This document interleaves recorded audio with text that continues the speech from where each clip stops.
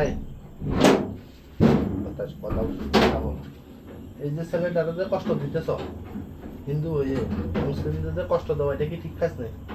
তো তোমার একটু কষ্ট দিই, মেডিসিন দিই, মেডিসিন দিমু, হ্যাঁ মেডিসিন দিমু। 5টা মিনিট যদি মেডিসিন জ্বালায় তোমার সহ্য হবে? হ্যাঁ সহ্য হবে নি?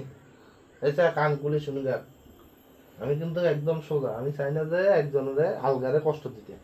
আমি চাই তোদের পথে তোরা চলে যাবি, রুগীর পথে রুগী থাকবো। একটা ছেলে নিজেও মানুষের কষ্ট দেওয়া কি ঠিক কাজ?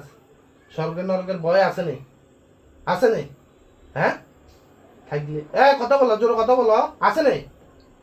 হ্যাঁ থাকলে ছেলেটারে এই যে এগুলো করতেছে, এটা ভালো কাজ নেই।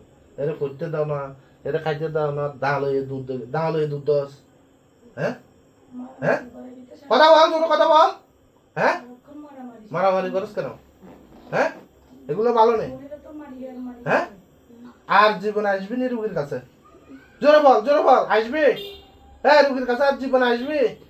হ্যাঁ তোদের লজ্জা শরম থাকলে তো এই যে দুই মা বাপে দৌড়তে দৌড়তে শেষ। অনেক জায়গায় যায় নাই? যায় নাই? এই ছেলেটাকে নিয়ে যায় নাই? গেছিল নি? তোরা যাস নাই কেন? এর কষ্ট দিস কেন? কেন কষ্ট দিস? তোদের ক্ষতি করছে, মাজাল ইসলাম ক্ষতি করছে, তোদের ক্ষতি করছে, তাহলে ওর কেন কষ্ট দিস? দাঁড় হয়ে দূর হয়েছে, এই করে সেই করে, ছোট বাচ্চা এর পড়ালেখা করবো, এর ভালো।